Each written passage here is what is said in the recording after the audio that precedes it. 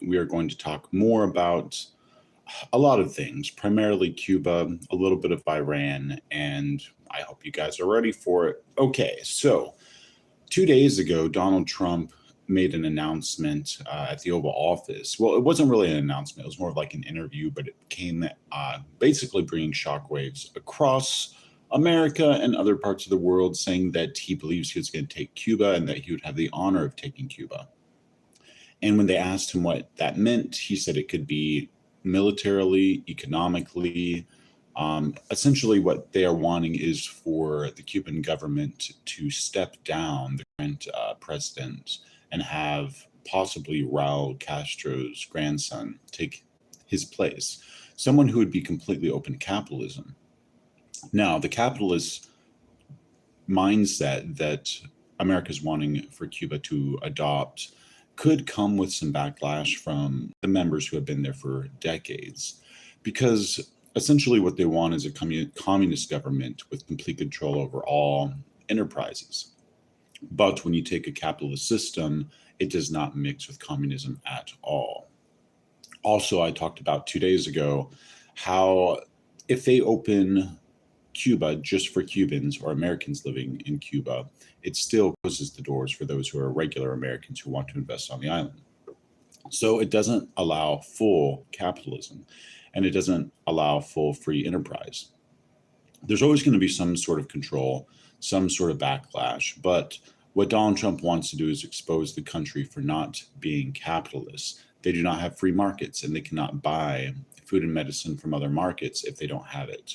Tourism was their only lifeline. And like I talked about previously, the only way that you can get their currency is to trade foreign currency for Cuban money, but you can't trade Cuban money for foreign currency when you leave. So essentially, they don't even allow Cubans to trade their own money in for foreign currency to leave the island. So it's a huge prison, basically. So another reason why Donald Trump wants to take it over. Speaking of taking over a lot of nations these days, Iran had their Ministry of Defense, I believe, killed.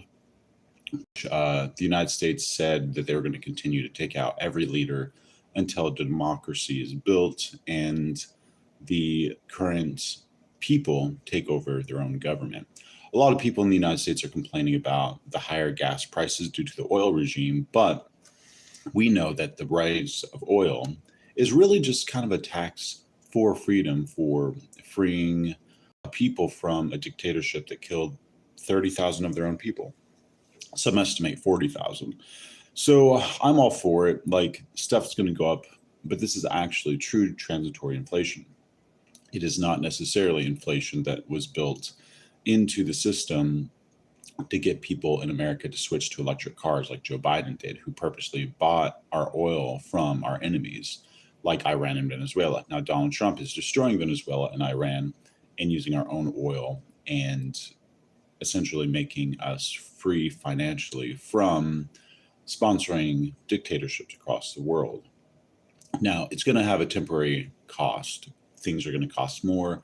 Fuel prices are going to cost more. I talked to some people who are working in the trucking industry here in Nashville, and they were saying that, yeah, when diesel goes up and fuel goes up, each truck that is being delivering groceries, goods, will cost more to have that store have them deliver that truck. Once the truck goes up, like if the truck goes up $500 a load, they're going to have to put that cost to the consumer. So the consumer pays more.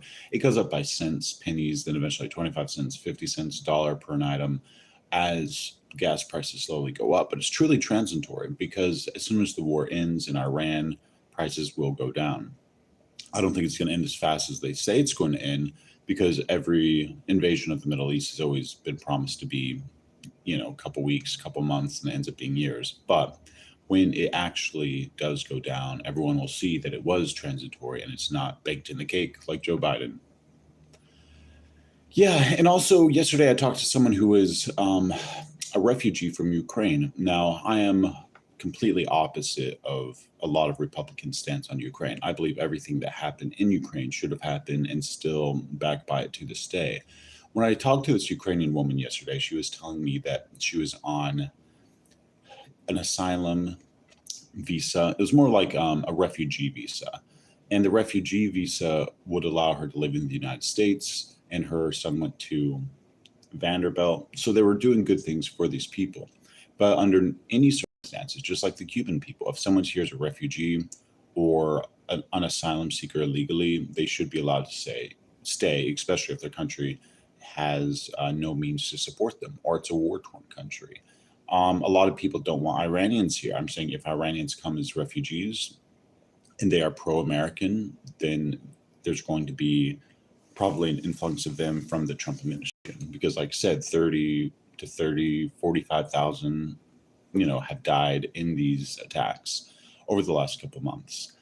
And once again, the United States wants to spread democracy and freedom across the world, but toppling down our enemies and liberating the people is what America does.